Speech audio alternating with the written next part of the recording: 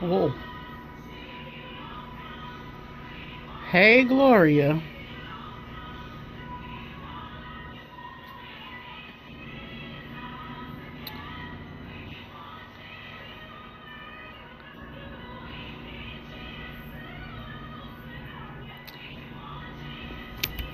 All right. I see the block ministry is going to be in full effect today, real quick, fast, and in a hurry. Hey, Periscope. Thank you. um, it's Saturday, so I'm back again with Saturday Scopes, and um, again, the block ministry is in full effect. I apologize for the folks that's making random Omri comments, but anyway, we know how to hit that block button real quick. So I just wanted to come and talk to y'all today about what's been going on. And I'm sitting outside on my porch. It's a beautiful day here. Like, this is my first fall in Florida, so like, who gets to wear shorts and sundresses in the middle of October and it's like 82 degrees? What? I'm loving it, all about it. But anywho, I wanted to come on here today and talk to you about the ninth month. And I know you're probably like, what are you talking about, the ninth month? It's October, we in month 10. But this ninth month is not the ninth month on our calendar. It's a ninth month as in season. God has just been really speaking and moving about some amazing things about this time period, this time frame, even with friends of mine, like all in similar situations, similar places. If you want, please share this with your friends. I really believe it's gonna bless somebody, because it's been shredding me up. Honey, when that word gets sharp and it really starts cutting, you run around feel like shredded wheat, but it helps you. And that's the season I'm in right now. God has just really been, he's been, yes, two-edged sword. I'm talking like Ginsu ninja, crouching tiger, hidden dragon, two-edged sword. Like, what? Cutting. But I know it's all for my good. It's all for my shaping, my betterment. And in the process, like, sometimes you just can't even explain it. You're being shaped, molded, crushed, pressed, stretched, all at the same time. So it's real uncomfortable. I just recently came off a 21-day, came off a 21-day period of prayer and fasting with some friends of mine, and the things that God did within those 21 days was amazing. And it was just the start and the catalyst for what he's continuing to do. That 21 days also overlapped with the hurricane, with Hurricane Matthew that came through here. And I truly believe in the correlation in the natural and the spirit realm, because as things got stirred up and churned up in the natural with that hurricane, things in the spirit also got stirred up, churned up, uprooted, knocked down, pulled up. So what I saw around me in the natural is what happened in the spirit. God was just really plucking some stuff up, bringing things to the surface, revealing stuff. So he's had me on a journey of dealing with heart issues for the past few weeks. And I mean, he's moving quickly. He is moving at like rocket speed. And so sometimes it gets a little bit overwhelming, because it's like everything just hits you all at once. Boom, boom, boom. And you feel like, oh my God, what am I supposed to do with this? Like, he's speaking, he's showing you stuff. You getting prophetic words from friends, neighbors, strangers. Instagram is preaching, Facebook is preaching, Twitter is preaching. Everywhere you look, you getting a word that applies to your situation. And it's confirming the stuff that you don't want to hear, that you don't want to deal with, that you don't want to face. But God will use anything to speak to you. If he can use the donkey, he can sure enough use Instagram, Facebook, or a neighbor, or whoever. So he'll do it. But in the midst of God speaking, he kept, on more than one occasion, he came to me about 9 months, or the 9th month. And so I was studying that thing out. I was doing some research on the importance of the 9th month. And even in the process of me being here in Florida, the 9th month that I will be here is November. I was speaking to one of my friends about the 9th month, and they asked, because when I got the word, it was in September, at the end of September. So the 9th calendar month was already gone. So the friend of mine asked, is it the biblical calendar? So I began to research the 9th month in the biblical calendar as well, which is Kislev. I think I may not be pronouncing it right, but when I began to research that thing out, it was all about birthing, about trusting in God and leaning on your source of security and following his instruction. Just everything that was going on with me at the time. And then even I had, my friends kept dreaming about being pregnant and having birthing dreams and labor dreams and all of that. So we know 9 months deals with labor and birthing and all of those things, just generally. But also the number 9 represents the completeness and the judgment of God. So, and coming to an end of time. So in that 9 months, birthing and pregnancy and labor kept coming up. One of my friends had been having dreams, and I was talking to her yesterday about that 9 months and that period that kept coming up, not just with me, but with several of my friends and several of the ladies who had been on that 21-day consecration with me. And so as I was talking to her, God brought back to my memory a sermon that I had preached a couple of years ago called Push, Get Me Out of Here. And it was all about labor and birthing and spiritual growth, and how and God broke it down to me through like the stages of a pregnancy, through trimesters, and what happened in each of those trimesters and how it related to spiritual growth and development. So during this time, I know that God has me on this path, as well as several other people, for growth, for development, because we're getting ready to go into a new season. We're getting ready to step into new assignments, getting ready to step into greater. So it's really a time of preparation. It's a time for God to stretch out in us and really push us beyond our comfort zones. So I just wanted to share with you a few of the notes from that and the things from that. So the first thing that God showed me, that it was in the numbers. With a pregnancy, it's 2 becoming 1. Then the pregnancy is 9 months. So we talked about what the number 9 means. And then it's broken down into trimesters, which is 3 periods. So each period is a phase of completeness or completion. Then the first trimester is 12 weeks long. We know that 12 is God's number of governmental order. So that's when he's establishing things, when he's setting things up, putting things into place. So during the first trimester is when the egg gets planted and connects to its source of life. So God puts us in position to really be rerouted and regrounded in him, because sometimes we get into things and we're not as connected as we used to be. We're not as in tune as we used to be. So he has to draw us back to him and reconnect us to his heart again, put us back on our faces again, get us back in his presence again, and reconnect us to that life source. The second thing is that during the first trimester of pregnancy, most people, you can't even tell by looking at them that they're pregnant. There's really no outward signs of growth, but everything is happening on the inside. The cells are dividing, the things are developing. There's tons and tons of movement going on underneath the surface, but on the outside, nobody knows it.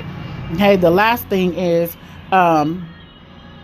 everything that fetus needs to grow is supplied through the blood. Food, nourishment, the waste is removed. Everything happens through the blood.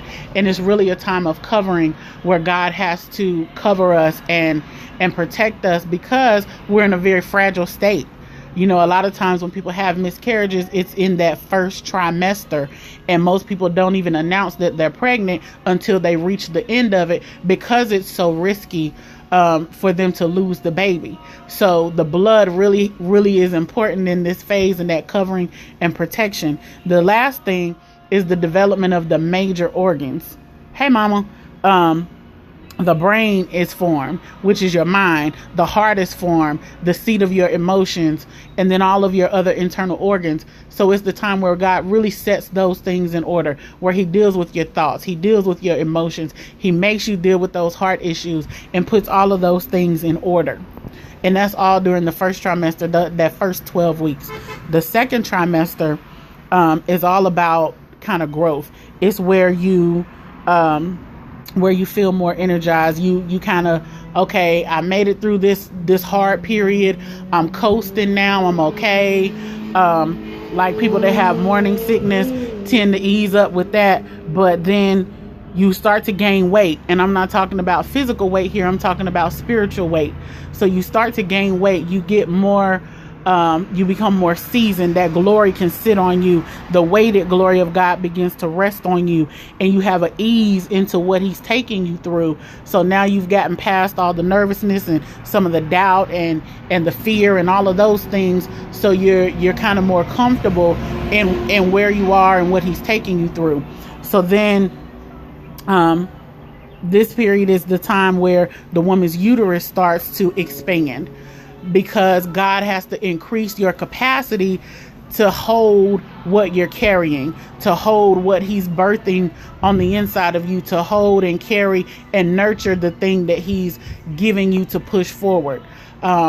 And that's that stretching out part where it gets really uncomfortable, where God starts to push you, outside of your comfort zones, where he starts to push you in areas where you weren't expecting, and things come up that you didn't realize was still an issue, or that you didn't know you were dealing with. Hey, Cena. And then your capacity expands, and then this is the time where you also feel movement. And when pregnant women feel that movement, they call it quickening. And if you catch me in the spirit, you know that when God drops things in your spirit, it's a quickening. When he alerts your spirit to different things, it's that quickening. So all of that's happening during the second trimester, which is 16 weeks. Okay. And then the last trimester is also another period of 12 weeks. So another period of governmental order. So then that's where you really start to gain weight quickly, where God really moves things fast, where if you talk to pregnant women, they'll be like, I just blew up all of a sudden. I just got real big, like overnight. So you gain that weight really quickly in this last period. And then the baby shifts into position for birthing. So not only are you growing, but that thing that you're carrying starts to shift, starts to move around and get into position to be pushed out.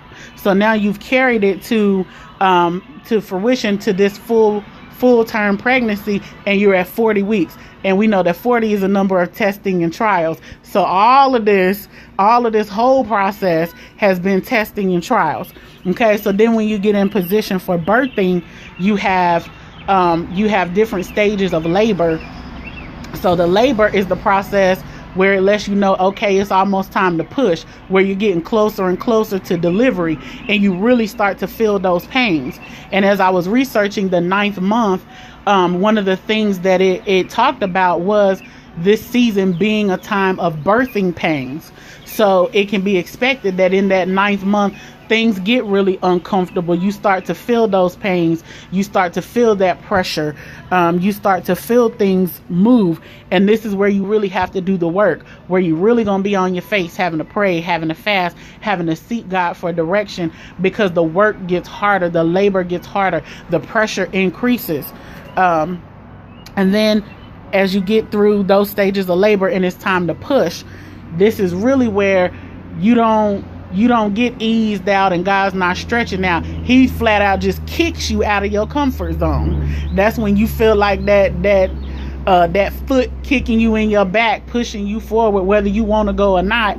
Ain't no regard for your feelings. Ain't no regard for whether you want to go or not, whether you want to do it or not. God is saying, go now. And he's shoving you out the door. He makes everything around you so uncomfortable. You don't have a choice but to push. You don't have a choice but to go, but to move, because that pressure is so intense.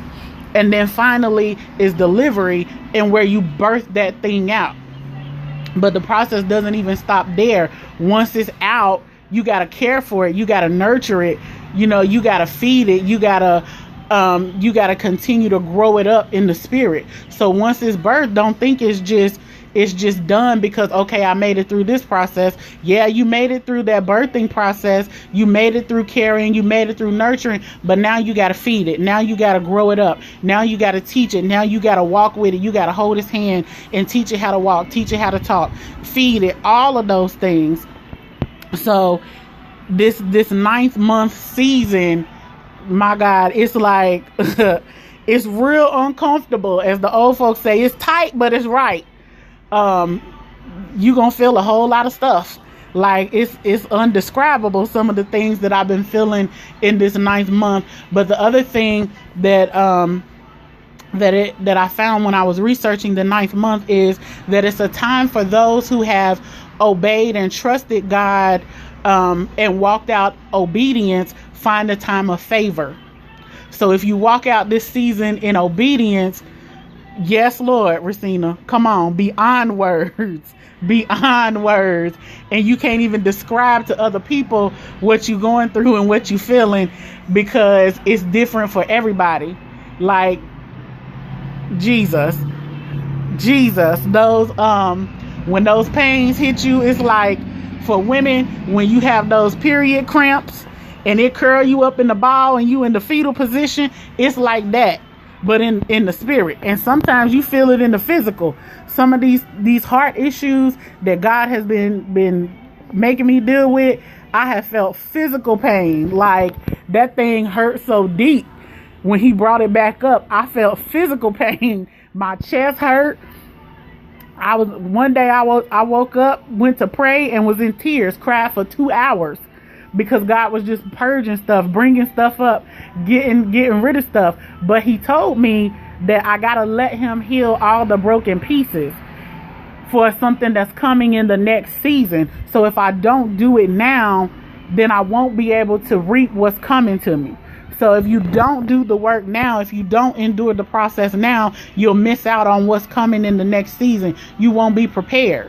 You'll hinder your own blessing. You'll delay your reward. So honey, I'm telling you, and it's a season of the holy hush.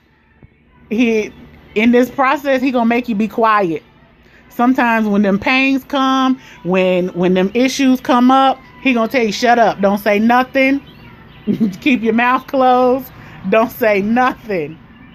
And he gonna put you in situations where your flesh want to rise up, where you could comment and what you say is the truth, but your comment is not required. He gonna make you be quiet. So if you ain't never been in a season where you had to study to be quiet, you gonna learn today. You gonna learn today. You gonna learn. And I'm telling you, it's a blessing in knowing how and when to be quiet. It's been some things over these past weeks where God has just told me, be quiet and let me do it. Don't say nothing. Let me do it. Shut up. Watch me do it. Don't go by what you see. Let me do it. So he's challenging everything, every area of our flesh where we want to say, well, this don't look like what God said. And God is saying, be quiet. Let me do it. It don't matter what it look like right now. Just listen to what I said. Be quiet and let me do it. It's hard sometimes. Like, we believe God, we trust God, but do we really? Like, we know he'll do it, but do we trust him to do it? And sometimes that's the thing. Come on. Don't speak against what he's doing because our perspective is off. Let's talk about that perspective for a minute. That's another thing that God has really been dealing with me about, not just perspective, but even how I perceive the things that he tells me. God spoke something to me. He spoke 3 separate things to me. And when I heard it, usually when God speaks something to me, I write it down exactly as I hear it, so that when I come back, I can say, okay, God said this on this date. So I wrote it down like I heard it, but I perceived it as one sentence when God spoke 3 separate sentences. So he checked me and made me go back and said, no, go back and reread it. Go back and look at it again. What did I say? Not how you took it. How did I say it? So he's been putting that real good hard check in my spirit to be sure that I am perceiving what he speaks in the way he intended it, and not taking it through the filters of my emotions. Because when we react and when we receive and perceive things out of our emotions, it skews everything, and we'll end up obeying what we think is God, but it's really our interpretation of what he said. Right. And so I don't want to walk out something that I perceived thinking I'm being obedient, when that wasn't what God intended, or even what he said at all, but just how I took it because I was feeling some type of way. So God is really just dealing with that relationship piece. Come on, accurate measure. It does. And sometimes it's real easy for us to take God's word through our own filter, rather than just taking it flat out for what it is. He said it, that's it. He didn't add nothing. He didn't take nothing away. He made it real plain and simple. But we want to take it through all this extra stuff and make it something more than what it was, and make it something that he never said. So in my case, God was like, I didn't tell you this. I said XYZ. And I was like, okay. So I had to go back and readjust my actions, because what I thought he said completely changed how I govern myself in a certain situation, to what he actually said got me back in line and got me back on the path where he intended for me to be in the first place, when I got myself out of line by wrong perception of what he spoke to me. So I had to listen real good, and I had to really just be on my face and be in tune with hearing what he was saying, even when it didn't feel good, even when it checked me, and sometimes just really made me feel like saying some things that wasn't real godly. Like, come on, when he put them real live checks in your spirit,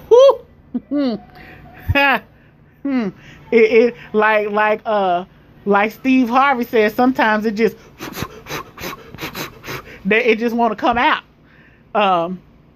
You got to be careful what you speak. And I've had to choose my words very, very carefully, not to speak against what God is saying and what God is doing, because my natural man sees one thing and wants to speak according to what I see. But every time God puts that muzzle on and clamps my lips and tells me shut up, because I know that what I speak has power. What I speak has, it moves and it changes situations and atmospheres. It creates. So I have to be very, very careful in what I speak and how I speak about what God is saying and doing. Because if I speak negativity over what I see, I run the risk of delaying God's work, or even destroying progress that God has already made in a situation, or planting seeds of doubt, negativity, and death, because I'm speaking out of emotion, or I'm speaking out of fear or doubt. I have to speak based on what I know to be true in my spirit, not what I feel. What I know God has said, not what I see. What I know God is showing me, not how I feel in the moment, or not what my past experience has told me about this situation that may be similar to something else I've been through. And that's another place where God has really been checking me. Like he put me in a situation that's very similar and familiar to somewhere I've been before. So I had to look at this thing and say, okay, God, I've walked this road before. This is familiar. I've been in this test before. Hey, Nollis, I've been in this test before. I passed. I did everything you asked me to do. I did it with right motives. I did it with right attitude. I did it with right intent. Why am I back here again? Why am I back going through this test again, God? And even when it's amplified and he layers up 2 or 3 tests at the same time, and it puts you in an uncomfortable place because it feels so familiar and you have bad memories associated with what you walked out before. But God is telling you, be quiet. Let me do it. Don't go by what you see. Let me do it. Just be quiet and walk. And so it really becomes a faith walk, and you have to implicitly trust God, implicitly believe God for what he said, and take him wholly at his word, not wavering, even when it don't feel good, even when it don't look like what God said, even when, come on, it didn't turn out the way we thought it would. And that's the thing, that even though this situation feels familiar, God said it's different this time. Exactly. Before doesn't mean it won't this time. And I had to get to a place where I could say, God, even if things do turn out the way they did last time, there's something in this walk that I need. There's something in this walk that the people attached to it need. So if I gotta suffer right now for somebody else's betterment, for somebody else's glory, so that you can get glory and they can just see it, I gotta walk this thing out. I gotta be willing to lay down my life on behalf of my brother or my sister and become that sacrifice. Even if it don't feel good. Nevertheless, that's it. Even if it don't feel good, even if it is crushing me, I know that it's producing oil, and that crushing ain't easy. You know, the cost of the oil depends on the crushing process. The more it's crushed, the more in depth the process of crushing, the more costly the oil. So I know that this oil that's being produced, honey, it ain't cheap. It ain't cheap. And God let me know that the glory that's coming on this next assignment, on this next thing that I'm going to, is going to require that costly oil. So I have to endure this crushing right now. I have to endure this process right now and let God do it, and let God heal me, and let God churn up all those things that are deep down within, that need to be healed, that need to be uprooted, that need to be plucked up, that need to be knocked down, that need to be exposed. Because sometimes you don't realize that something is a problem until you get in just the right circumstances, and that thing comes up to the surface. I was talking to my aunt, and we were talking about relationships, and she was saying, well, you don't want to be in a relationship with somebody that's heart is broken and who's got unforgiveness or bitterness or whatever. And I told her, I said, sometimes you won't know that you have that problem until you get in a relationship. Exactly, Racina. But you don't know that you have those problems until you get in a relationship. Because if you by yourself, how you gonna know you got trust issues? If you by yourself, how you gonna know you got intimacy issues? How you gonna know you still hurt from something that happened to you in your past? Because you've never been put in the circumstances to bring that thing to the surface. So sometimes God has to put us in positions and places to expose the hidden things within us that still need his touch, that still need to be healed, where we still need deliverance, where we still need breakthrough. And it's usually not pretty when he shows us those things, because he holds that mirror up and says, hey, look at you. You know, you see it in everybody else, but now let me show you what's in you.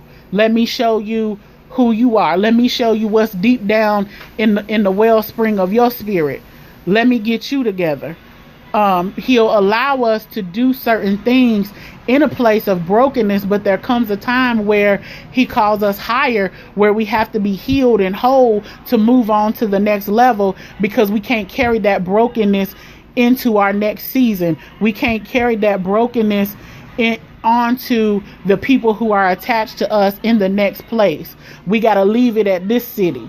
Sometimes, like the man that was at the pool, he was sitting waiting for somebody to put him in. Honey, God didn't give me a chance to wait. He just drop kicked me into the pool and like, oh, you gonna be healed. Whether you want to or not, you gonna be healed. You gonna work on this stuff.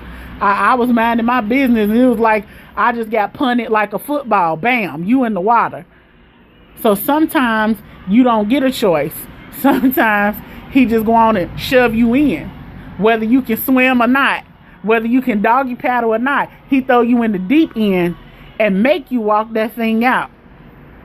So if you walking it out, I pray that you encourage. I pray that God blesses you and sends you some people to encourage you, to give you words of wisdom and knowledge, to help you hold your mule, to help you be quiet when you want to pop off. Several of my people that have filled those roles are on here now. So thank you for helping me with my holy hush. Thank you for helping me walk it out when I want to run. And sometimes it's simple as having somebody tell you, stop running, take your track shoes off, be still, and having people to reinforce what God has said. And that's why it's important to have godly friends and people who can hear God when you running and when you doing this, when you covering your ears up because you don't want to hear what he's saying. So you like, la, la, la, and God is still speaking and you hear him, but you don't want to listen. That's when them friends come in and check you and be like, you know what? Stop running. Didn't God tell you? God said, and they remind you of what God said and hold you accountable to his word and to his instructions. So I'm thankful for you all that do that for me. If you don't have it, I pray that you get it. If you need some help, call me, because I will remind you what God said. Amen.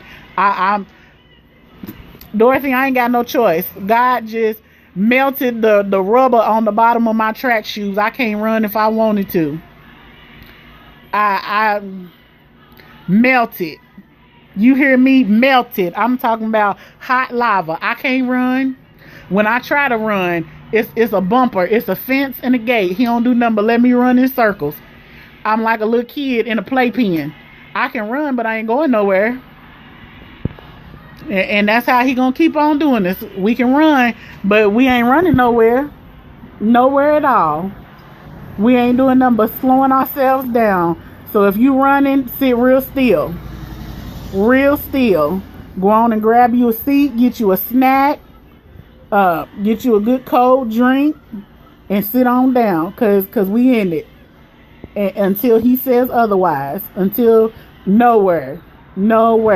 We in it until he says, okay, either I'm releasing you from this or you moving on to the next season. But he ain't gonna let us run, and he ain't gonna let us press fast forward. As much as we want to say, oh, I'm ready to be in the next season, I'm tired of this, Lord, when is it gonna be my turn? Exactly. Laying at his feet. And that's where we get our strength to go on, is to lay at his feet and to be in his presence. Because the stuff that we're enduring, the stuff that we're dealing with, and this pressing, it's draining. It sucks virtue out of you just to be able to endure the process. But not only that, while you enduring your process, God is still calling you to minister to other people. God is still calling you to pour out. God is still calling you to share the word. God is still calling you to pray for people, to fast for people, to get on your face for other people, despite what you're dealing with yourself. So you got to stay in his presence so that you can be refilled, so that you can constantly be renewed, because otherwise you're going to be drained. You're going to be running on empty, and this process is going to be even more difficult. So stay in his face, stay in his presence. Yes, lay out. One day I came home from work. I couldn't give it to him like I wanted to at work. I had my headphones on. My eyes was closed. I was gone. I was gone, y'all. I'm telling you, I was like, wait a minute, let me open my eyes up before they think I'm asleep. I just started this job. I can't be getting in trouble because they think I'm asleep on the job. I was in worship. I was done. I came home that day. I ain't called nobody. I ain't pick up my phone. I threw my phone down in the living room, cut on some music, went in my room and laid out on my face. And I ain't, for a while, I ain't even say nothing. I just laid in God's presence. I let that music play and I let God speak. And he just downloaded so many things and ministered to me and refilled me and strengthened me to be able to get back up and say, okay, I can do this. I can do this. I can walk this thing out. Yes, it's hard. Yes, it's difficult. But he let me know. He said, yes, daughter, it's a hard thing, but you are more than well equipped. More than well equipped. And God will remind you that you are built for what he's putting you through. Thank you, Dorothy. Thank you. I received that. I can do it. But I know that this next season is going to be greater, and that this season is laying the foundational work for what I'm going to be doing and what God has declared over my life. So I thank each of you for scoping with me today. I pray that this has helped you and encouraged you. I'm here every Saturday, so come back and scope with me. I also blog and try to give out words of encouragement a couple times throughout the week. You can check my blog out. It's at cjaqis.blogspot.com. I talk about lots of different things there. My last blog is about some of these heart issues, so check that out if you get a chance. But God is pressing me to be consistent and to be transparent, because I know that the things that I'm going through are going to bless somebody else. That is not for me. That is for somebody else.